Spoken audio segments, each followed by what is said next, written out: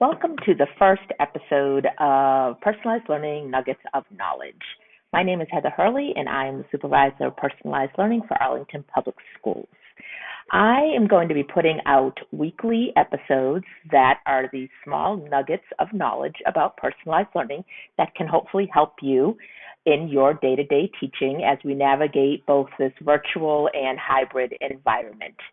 All of our videos are going to focus on one of the 6 areas of personalized learning that we have identified in Arlington Public Schools. So I thought I would actually quickly, for the first episode, go through what those 6 areas are. So the first area is voice. So with voice, the learner contributes to the design of the lessons, projects, and assignments. And through teacher-solicited feedback, learners have the opportunity to share their opinions and interests. And this will lead to the teacher and learner co-designing learning opportunities that lead to greater student engagement and ownership. Mastery learning. The learner is focused on mastery of concepts and or standards. So we have our subject matter that is broken down into smaller learning targets, and learners should be able to master those by the end of a course or the end of a unit of study. Teachers then assess the learning using varied standards-aligned activities and identify the appropriate level of proficiency. And for those of you that do standards-based instruction, then this is very familiar to you. Our next area is goal setting, assessment, and feedback, where the learner sets plans and achieves personal learning goals and is intrinsically motivated to own and drive their own learning. And this is extremely important right now as we have a lot of students that are home and need to be self-directed. So the assessment activities are ongoing and they are given throughout the learning cycle. And using those assessments, the teacher can provide explanatory feedback that is immediate, that is high quality, and that is connected to the curriculum goals and the learner's personal goals. Our next area is flexible pacing, and the learner moves towards proficiency at his or her own pace.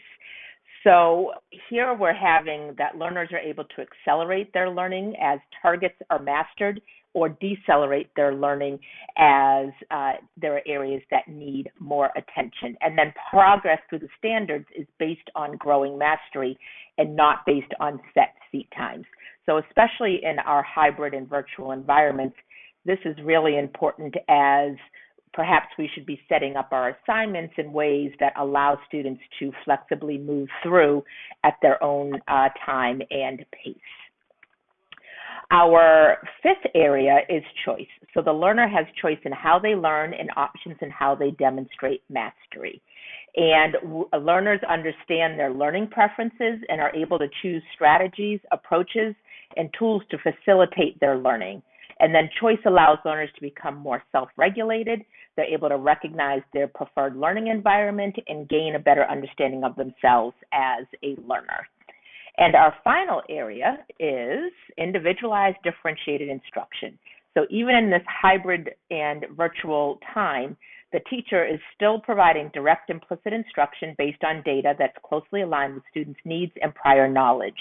And while learners vary in their preferences and style of instruction, targeted instruction based on learner need is still necessary for student success.